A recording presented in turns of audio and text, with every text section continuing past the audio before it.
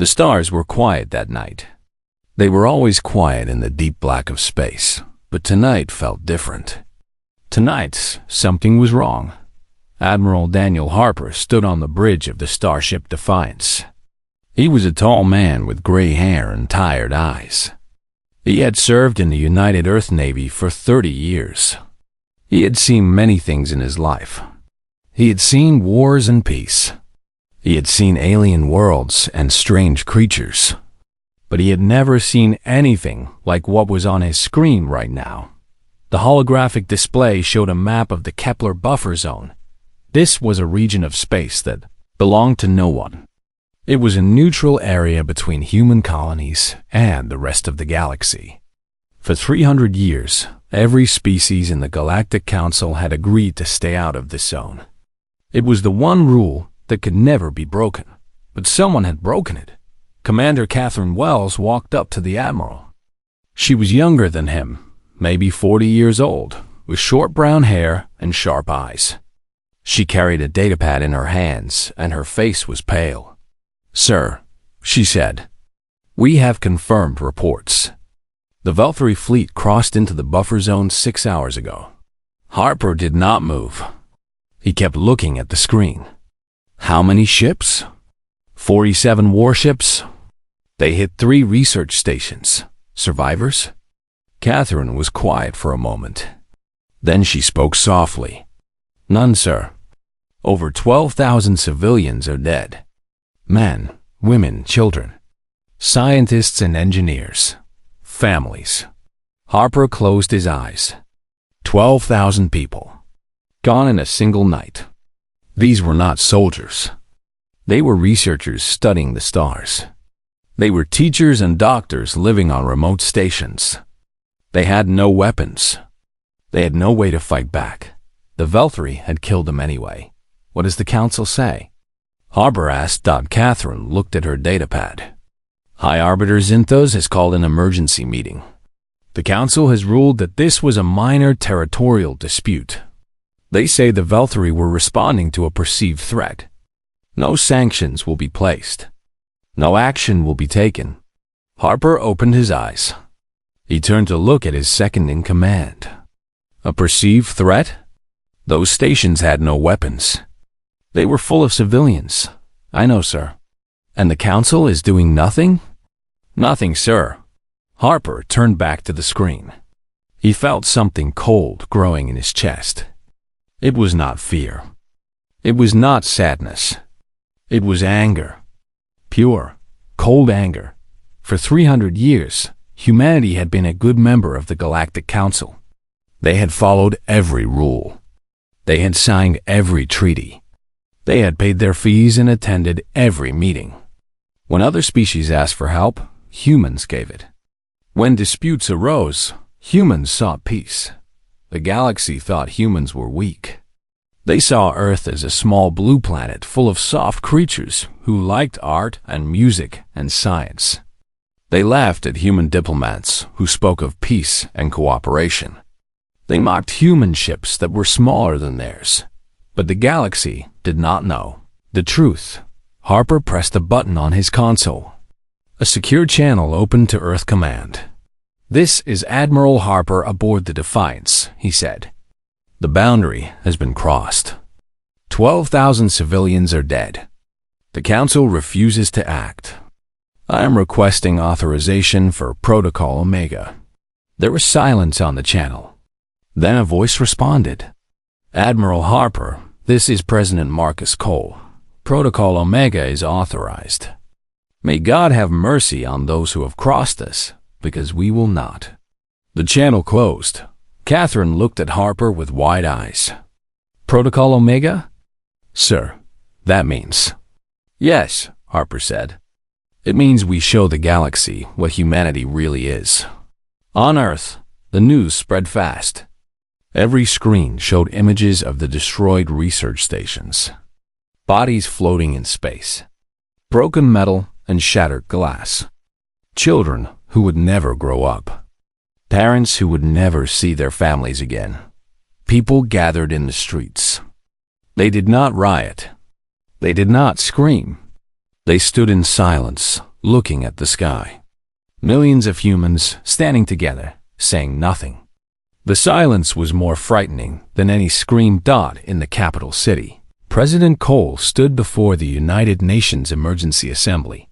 He was a man of 60 years, with a strong voice and steady hands.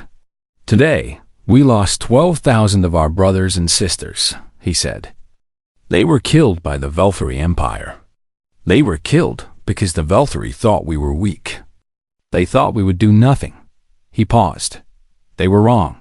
Deep beneath the surface of the moon, a massive door opened for the first time in 200 years. Secretary of Defense Olivia Grant stood at the entrance, looking into the darkness. "Turn on the lights," she said. The lights came on, one by one, stretching into the distance. What they showed made even Grant catch her breath.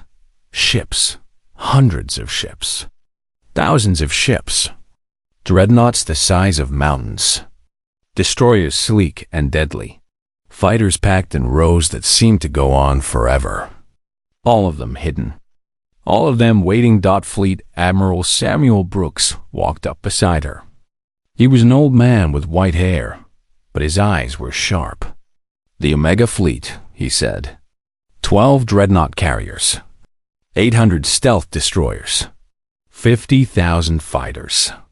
200 years of secret construction.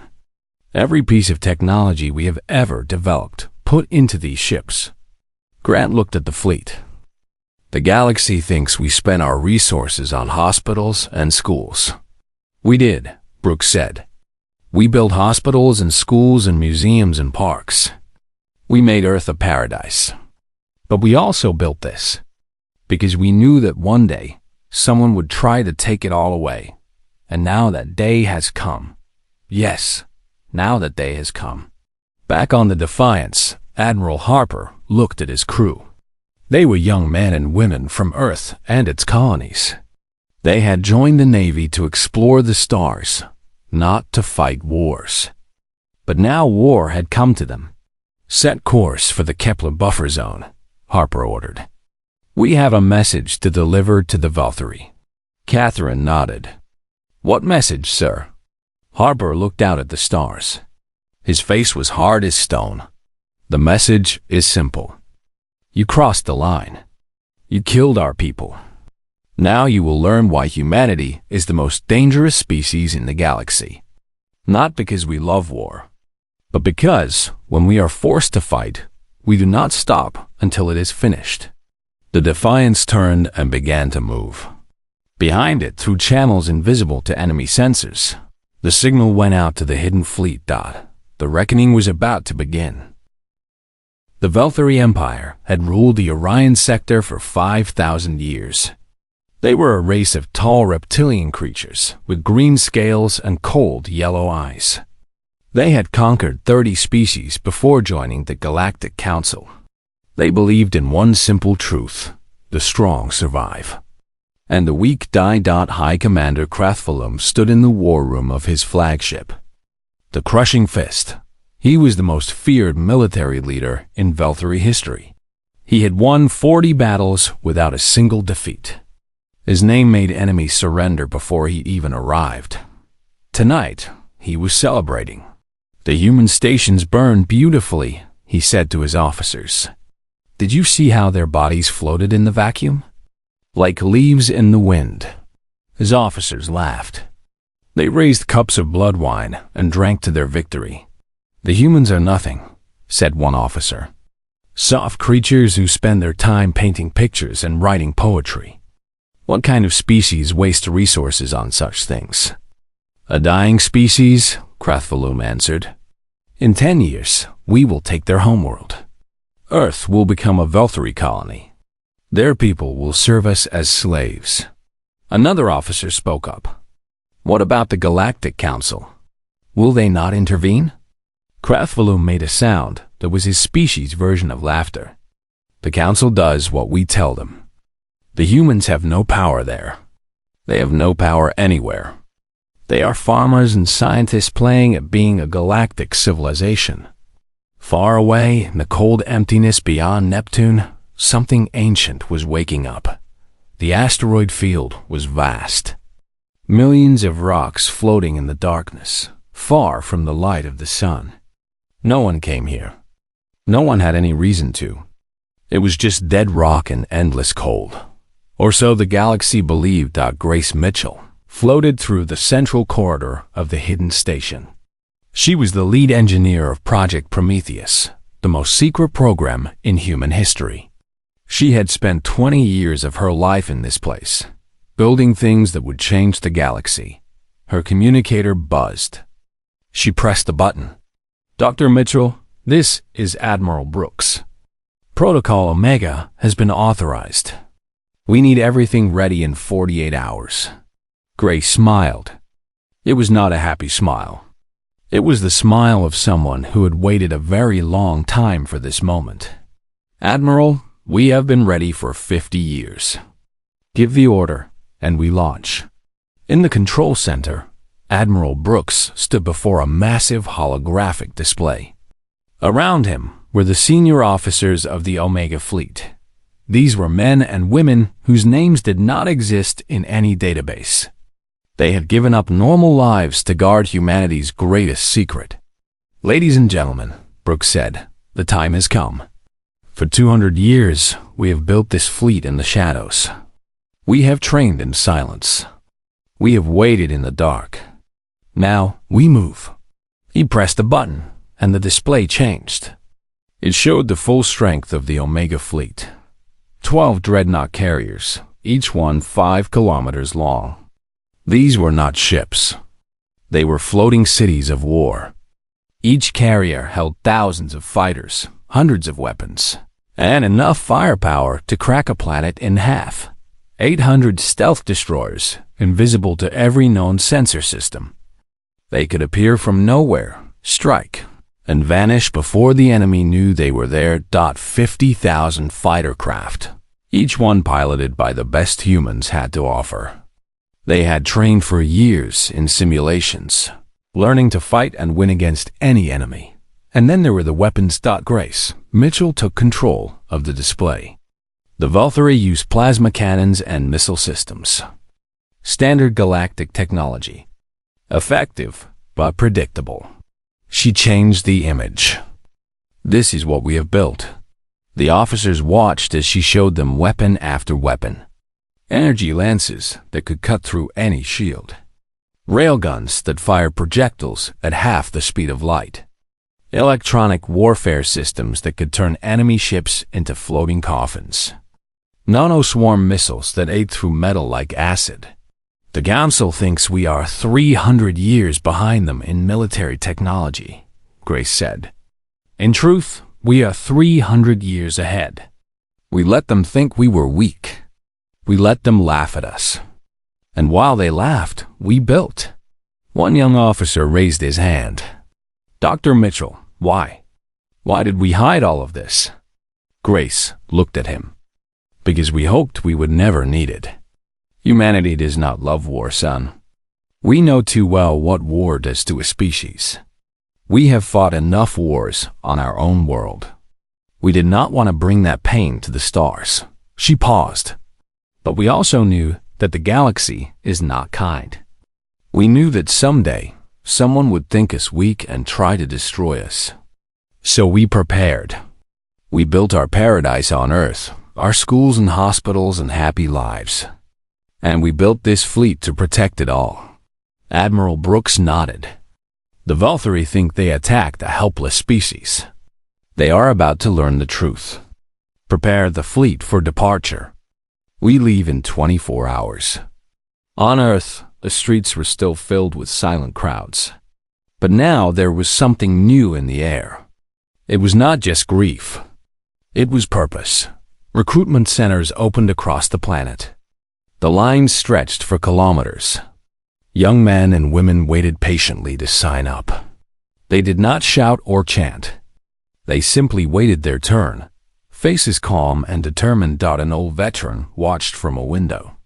His grandson stood beside him. "Grandpa, why is everyone so quiet?" The old man looked at the crowds. "Because words are not needed anymore. Everyone knows what must be done. The galaxy thought we forgot how to fight. They thought 300 years of peace made us soft. He turned to his grandson. But we did not forget. We never forget. Every human child learns the history of our wars, the battles we fought against each other, the horrors we survived. We know what we are capable of when pushed too far. And now, the Valkyrie will learn it too. In the lunar shipyard, workers moved with quiet efficiency. Ships that had slept for centuries came to life. Engines that had never fired began to glow. Weapons that had never been used were loaded and tested. Secretary Grant walked through the massive hangar, watching it all. How long until full deployment? She asked. A technician answered. The main fleet will be ready in 18 hours. The dreadnoughts are already moving into position. Grant nodded. Good. And the special units? The Ghost Squadron is standing by.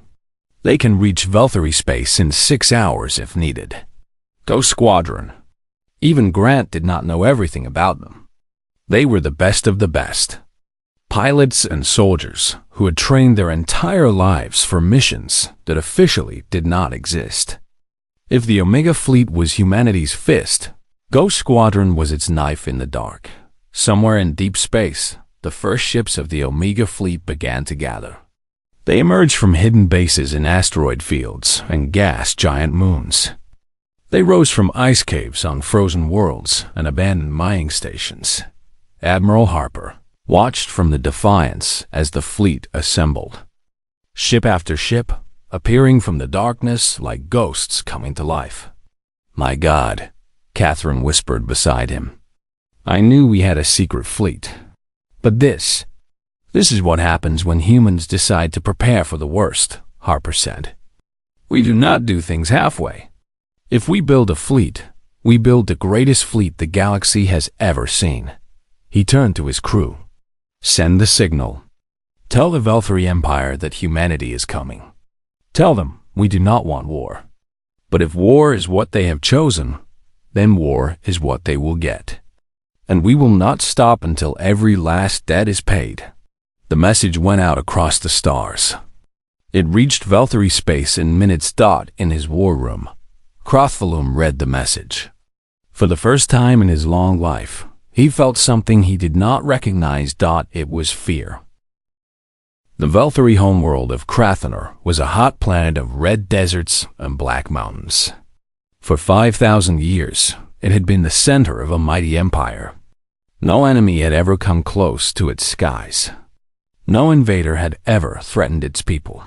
That was about to change. High Commander Crothvalum stood in the Imperial War Center, surrounded by his generals. The celebration from days before was forgotten. Now there was only confusion and growing fear. Report, Crothvalum demanded. A young officer stepped forward. His scales were pale, a sign of deep anxiety. High Commander, our sensor stations in the outer territories have detected a massive energy signature. It is moving toward us at speeds we cannot explain. How many ships? The officer hesitated. We do not know. Our sensors cannot get an accurate count. The signature is too large. Too large? What does that mean? Sir, the energy reading suggests a fleet of at least 1,000 capital ships. Possibly more. Silence fell over the room. The Valkyrie had the largest military in the Galactic Council. Their entire navy numbered 800 major warships, and they were spread across 100 star systems.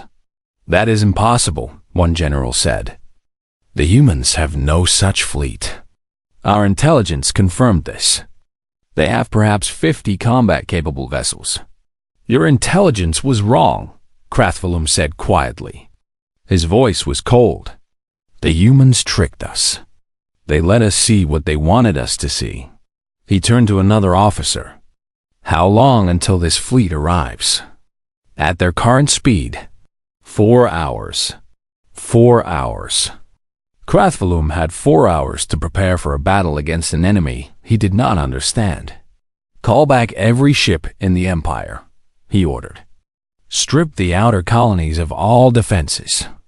I want every gun, every fighter, every weapon we have surrounding this planet. The orders went out. Veltari ships began rushing home from across the sector. But it was not enough. It would never be enough. Admiral Harper stood on the bridge of the Defiance as the fleet dropped out of faster-than-light travel. Around him, the stars seemed to explode with ships. Dreadnoughts the size of mountains. Destroyers moving in perfect formations. Fighters launching by the thousands. Contact with Veltari Defense Network, Catherine reported. They know we are here. Harper nodded. Open a channel. All frequencies. I want every Veltari to hear this. The channel opened. Harper spoke clearly and calmly. This is Admiral Daniel Harper of the United Earth Navy. 3 days ago, your empire crossed into our sovereign space. You destroyed 3 research stations. You killed 12,000 civilians. Men, women, and children who had done nothing wrong. He paused. The Galactic Council refused to deliver justice. So we have come to deliver it ourselves. We do not want to destroy your species. We do not want to burn your cities. Surrender now, and this war ends. Your military leaders will face trial for their crimes. Your people will be spared. Refuse, and we will show you what humanity is capable of when pushed too far. On Krathner, the message was heard by billions. In the Imperial Palace, the Emperor himself listened with wide eyes. What do we do? Asked an advisor. The Emperor looked at Krathvalum. Can we win this battle? Krathvalum stared at the tactical display. The human fleet outnumbered them 3-1. And those were only the ships they could see. There could be more hiding in the darkness. We can fight, Krathvalum said. The Veltari do not surrender. The Emperor nodded slowly. Then fight. Destroy them. Show the galaxy that we are still strong. Krathvalum bowed and left to lead his fleet. In space, the two forces moved toward each other. The Veltari had gathered 400 warships, the largest fleet they had ever assembled in one place.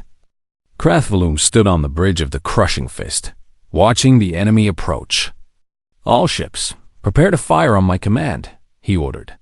Then something strange happened. His tactical display flickered. Icons began appearing where nothing had been before. 10 ships, 20, 50, 100. What is happening? Krathvalum demanded. Sir, enemy vessels are decloaking all around us. They were invisible to our senses. We are surrounded. The human stealth destroyers had positioned themselves during the night. They had moved silently through Veltari space, undetected, waiting for the perfect moment. Know that moment had come. All ships fire at will. Krathvalum screamed. The battle began. But it was not really a battle. It was a lesson. The Veltari ships fired their plasma cannons. The beams crossed the darkness toward the human fleet. And then something impossible happened. The beams bent. They curved away from the human ships as if pushed by an invisible hand. Deflector shields, Catherine explained on the Defiance. Technology we developed a century ago. Their weapons cannot touch us. Harper watched the enemy fire uselessly. Return fire. Disable their weapons and engines. Try to minimize casualties. The human weapons spoke. Energy lances, bright blue lines of pure destruction, cut through Veltari shields like they were made of paper. Railgun rounds, moving too fast to see, punched holes through enemy ships. Electronic warfare systems seized control of Veltari computers, shutting down their power and leaving them floating dead in space. In 3 minutes. Half the Veltari fleet was disabled. Krathvalum watched in horror as his ships fell silent one by one. The humans were not even trying to kill them. They were systematically taking apart every system, leaving the crews alive but helpless. Impossible, he whispered. This is impossible. A human voice came over as communicator. It was Admiral Harper. High Commander Krathvalum, your fleet is defeated. Surrender now, and your crews will be treated with honor. Continue fighting, and we will be forced to destroy you. Krathvalum looked around his bridge. His officers were afraid. Their weapons were gone. Their shields were down. The human ships surrounded them like wolves around a wounded animal. For the first time in his life, Krathvalum knew what it felt like to be helpless. But he was Velthari. And the Velthari did not surrender. All ships, he said, prepare for ramming speed. If we cannot defeat them, we will crash into them and take them with us. The remaining Velthari ships began to accelerate, aiming themselves at the nearest human vessels. Harper saw what they were doing. He sighed. They're going to make us kill them, he said quietly. Fine. Target their engines. Stop them before they reach us. The human weapons fired again. One by one, the Velthari ships lost power and stopped moving. They drifted helplessly, unable to fight, unable to flee, unable to even die with honor. In 17 minutes, the battle was over. The greatest Velthari fleet in history had been completely destroyed without causing a single human casualty. Krathvalum sat alone on his darkened bridge, listening to the silence of his dead ship. A light appeared in front of him. A hologram of Admiral Harper. High Commander, your fleet is no more. Your empire is defenseless. We are moving to blockade your homeworld. No ship will enter or leave until your leaders agree to face justice. Krathvalum looked at the human with hatred in his eyes. You have won nothing. The Velthari will never surrender. We will fight you for 1,000 years if we must. Harper shook his head slowly. No, you will not. Because in 1 hour, I will broadcast this battle to every species in the Galactic Council. They will see what happened here. They will see the most powerful military in the sector crushed like insects. And they will understand something important. What is that? Harper leaned forward. His eyes were cold. They will understand that humanity has been holding back. They will understand that for 300 years, we could have conquered the galaxy, but chose not to. And they will understand that anyone who threatens us, anyone who hurts our people, will face the same fate you face today. The hologram disappeared. Krathvalum sat in the darkness, alone with the ruins of his pride. The Galactic Council chamber was the largest room in the known universe.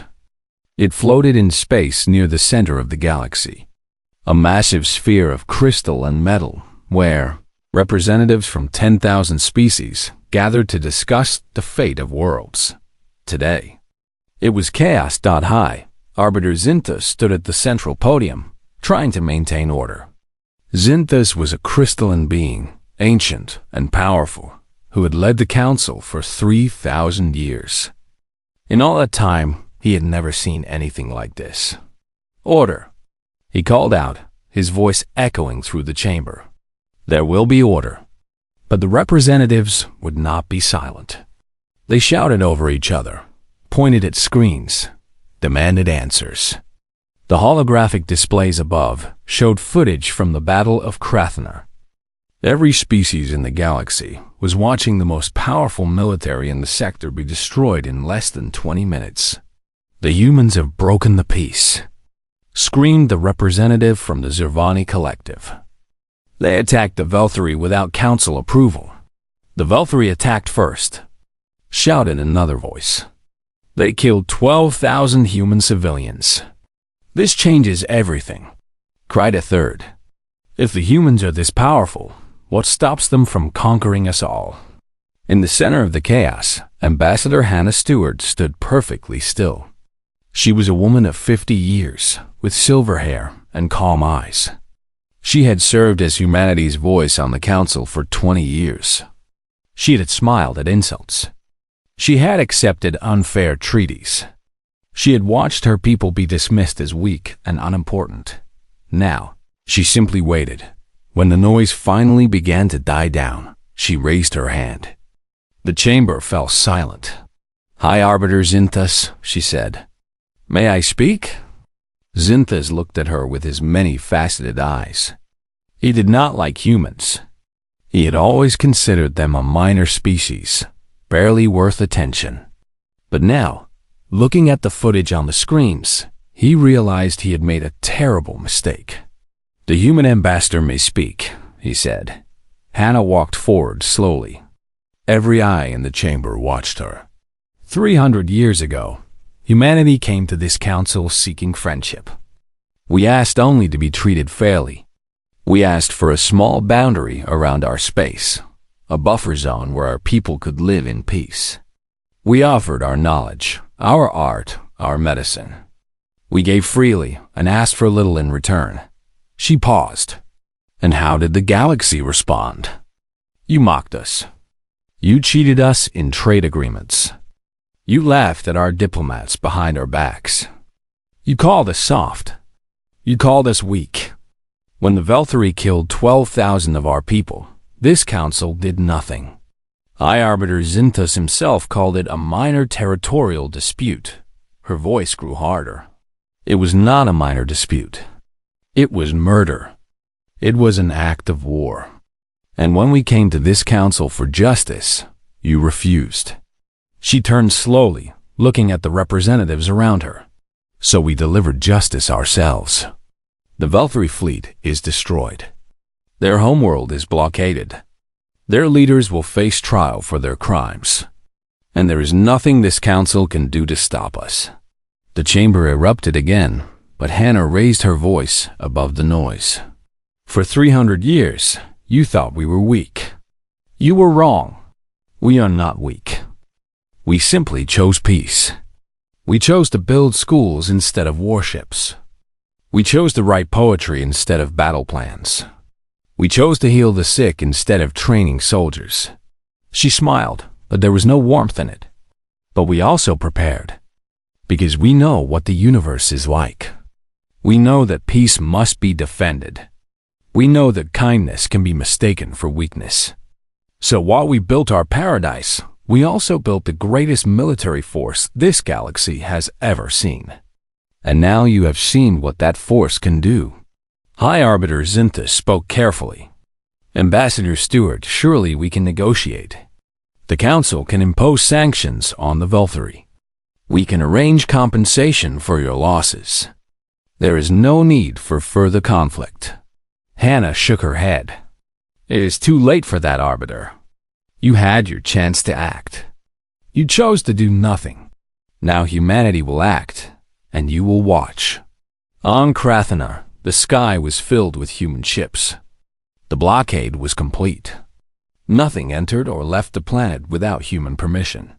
Admiral Harper looked down at the red world from the bridge of the Defiance. Billions of Velthari lived on that planet. Civilians who had nothing to do with the attack on human space. Children who did not even know what their leaders had done. Admiral, Catherine said, the surface batteries are targeting us again. Harper nodded. Disable them. Surgical strikes only. No civilian areas. The weapons fired. Far below, military bases exploded in carefully controlled bursts. The Velthari guns fell silent. Sir, the Velthari Emperor is requesting to speak with you. Harper straightened his uniform. Put him through. The hologram appeared. The Velthari Emperor was ancient, his scales faded and gray. He had ruled for 200 years. He had never known defeat. Human Admiral, the Emperor said, you have destroyed my fleet. You have blockaded my world. What more do you want? Justice, Harper replied. The officers who ordered the attack on our stations will surrender to face trial. The Velthari Empire will pay compensation to the families of those killed. And your empire will sign a treaty promising never to cross human space again. The Emperor's eyes narrowed. And if we refuse? Harper's voice was cold. Then we will stay here. Forever, if we must. No trade ships will reach your world. No supplies will come in. Your people will suffer, not because we want them to, but because your pride will not let you admit what you did was wrong. You would starve billions of innocents? No, you would, by refusing to accept responsibility for the actions of your military. We do not want to hurt your people, Emperor. We want justice. Give us that, and we will leave. Refuse, and the consequences are yours to bear. The Emperor was silent for a long moment. The Velthari do not surrender to lesser species, he said finally. Then learn, Harper said. Learn that humanity is not a lesser species. Learn that our kindness is a choice, not a weakness. Learn that we do not forgive, and we do not forget. We will wait here as long as it takes. The hologram disappeared. Back on Earth, President Cole addressed the planet. Today, humanity stands at a crossroads. For 300 years, we were peaceful members of a galactic community that did not respect us. That community allowed our people to be murdered and called it a minor dispute. His voice filled every home, every school, every ship in the fleet. We have shown the galaxy our true strength. But strength alone is not enough. We must also show them our character. The Velthari civilians are not our enemies. Their children are not our enemies. We will blockade their world, but we will not harm innocents. We will demand justice, but we will not become the monsters we fight against. He paused. This is who we are. This is what it means to be human. We are strong enough to destroy our enemies, but wise enough to know when destruction serves no purpose. We are angry enough to demand justice, but compassionate enough to offer mercy. The galaxy will learn to respect us, but they will also learn to trust us, because humanity does not break its word. Ever. On the council station, Hannah Stewart received a new message from Earth. She read it and smiled. High Arbiter Zinthus, she said. I have a proposal for this council. The chamber fell silent. Humanity does not wish to rule the galaxy. We do not seek conquest. But we will no longer accept a council that ignores injustice because it is convenient. So here is our offer. Create a new position, a high mediator with real power to enforce treaties and protect the weak. Give us a voice in how this galaxy is governed. And we will use our strength to protect all species, not just ourselves. Zinthus considered her words. He could refuse. The council could try to fight humanity, but he had seen what human weapons could do. He had watched an empire fall in 17 minutes. The council will consider your proposal, he said. Hannah nodded. Consider quickly, Arbiter, because the galaxy is watching, and humanity is done being patient. 1 year had passed since the Battle of Krathner. The galaxy had changed more in those 12 months than it had in the previous 1,000 years. The Velthari Empire had surrendered 40 days after the blockade began. Their people were hungry. Their economy was collapsing. And their emperor finally understood that pride could not feed his citizens. High Commander Krathvalum and the other officers responsible for the attack on human space were tried before a galactic court. They were found guilty and sentenced to spend the rest of their lives on a prison planet far from the stars. They would never command ships again. They would never order the deaths of innocents again. The families of the 12,000 human civilians received compensation. It was not enough. Nothing could bring back the dead. But it was something. It was justice, and the galaxy watched. On the council station, Hannah Stewart took her seat at the central podium. She was no longer just an ambassador. She was the High Mediator, elected unanimously by a council that had learned to fear human anger and respect human fairness. Her first act was to create the Galactic Peacekeeping Force. Ships from a dozen species would patrol the space lanes together, protecting trade routes and stopping conflicts before they could grow into wars. Human technology was shared freely, making the force stronger than any single nation. Her second act was to establish the Protected Species Program. Small civilizations that could not defend themselves would be protected by the full force of the Council. No empire would ever again be allowed to bully the weak. Some species grumbled. They complained that the humans were taking over. They whispered in dark corners about human arrogance, but they did not act, because they remembered what happened to the Valkyrie. And they knew that humanity was watching. Admiral Harper retired from active duty 6 months after the war. He was tired. The battle had been won, but war always leaves scars. He returned to Earth and bought a small house by the sea. He spent his days fishing and watching the waves. Catherine Wells visited him there once in the spring. She was a full admiral now, commanding the Defiance and the ships that protected human space. "You should come back," she said, sitting beside him on the beach. "The fleet needs you." Hopper shook his head. "The fleet has you. That is enough. Do you ever regret it? What we did?" Harper looked at the ocean. The water was blue and calm, peaceful in a way that space never was. "I regret that it was necessary," he said. "I regret that 12,000 people had to die before the galaxy took us seriously. But I do not regret what we did in response. If we had done nothing, more would have died. The Valkyrie would have come for Earth eventually. Now they know better. Now everyone knows better." He picked up a stone and threw it into the waves. "The hardest thing about power is knowing when to use it. We had the strength to destroy the Valkyrie completely. We could have burned their cities and killed billions. But we did not. We showed restraint. We showed mercy. And because of that, we earned something more valuable than victory."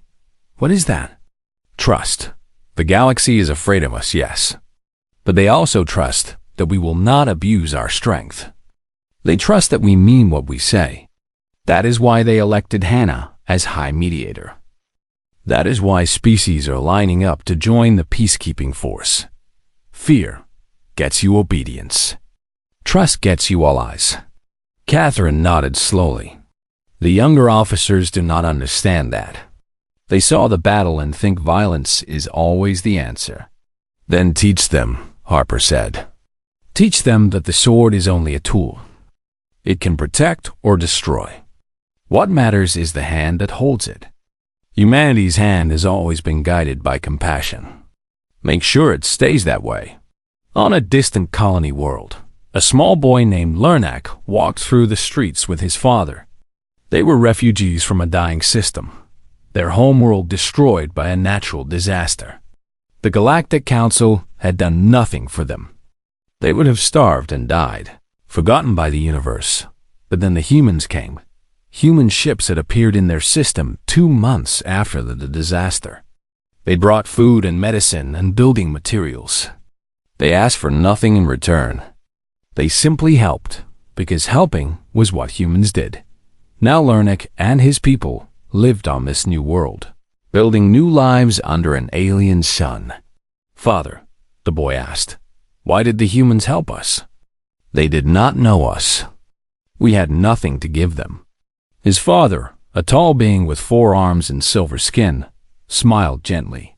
"Because that is who they are, my son. The humans are the strangest species in the galaxy. They are capable of terrible violence. You have heard the stories of what they did to the Valkyrie. But they are also capable of great kindness. They use their strength to protect those who cannot protect themselves. But why? What do they get from it? Nothing. And that is what makes them special. Most species help only when there is something to gain. The humans help because it is right. Because they believe that all life has value. Because they remember a time when they were weak and afraid. And they wish to spare others that pain." The boy thought about this for a long time. "Father, when I grow up, I want to be like the humans." His father laughed softly. "Then be kind, my son. Be strong, but use your strength to protect others. Be brave, but never let your courage make you cruel. If you can do these things, you will be worthy of the humans who saved us. On Earth, Grace Mitchell stood before a new generation of engineers and scientists. They were young and eager, ready to build the future. 50 years ago, I helped create the weapons that saved our species, she told them. I am proud of that work. But I am more proud of what we have built since. Hospitals that heal, schools that teach, ships that explore instead of destroy. She looked at each young face. The galaxy feared us because we were patient. They saw our kindness and thought it was weakness.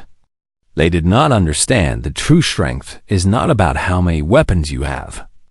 It is about what you choose to do with them. We chose peace for 300 years. And when peace was no longer possible, we chose victory. Now we choose to build a better galaxy. She smiled. That is your mission. Build, create, discover. Make the universe a better place. And always remember that the greatest weapon humanity has is not our ships or our guns. It is our ability to hope, to dream, to imagine a future where no one has to be afraid. In deep space, the starship Defiance continued its endless patrol. Admiral Catherine Wells stood on the bridge, watching the stars drift past. A young officer approached her. Admiral, sensors are detecting an unusual signal from the unexplored regions. It appears to be artificial. Catherine leaned forward. What kind of artificial? Unknown, ma'am. It does not match any species in our database. It could be a new civilization. Catherine felt the familiar excitement of discovery. This was why she had joined the Navy, not to fight wars, but to explore, to find new worlds and new peoples, to push the boundaries of the known. Set course for the signal, she ordered. But go slowly. If this is a new species, we will approach as friends. We will offer peace and trade. We will show them who humanity really is. The ship turned and began to move toward the unknown. Behind them, the human colonies sparkled like jewels against the darkness. Earth, the homeworld, was blue and green and beautiful. The Omega fleet still guarded its borders, ready to protect everything humanity had built. But now there were new ships among the fleet. Ships from the Velthary, who had learned that cooperation was better than conquest. Ships from a dozen other species, who had seen human strength and human mercy, and chosen to stand with Earth. The galaxy had tried to destroy humanity. Instead, humanity had transformed the galaxy. The boundary had been crossed. The reckoning had been delivered. And from the fire of war, something new had risen. A galaxy united not by fear, but by hope. A future where the strong protected the weak. Where kindness was not weakness, and where humanity stood not as conquerors, but as guardians. The stars stretched out forever, full of mysteries and wonders waiting to be discovered. And humanity was ready.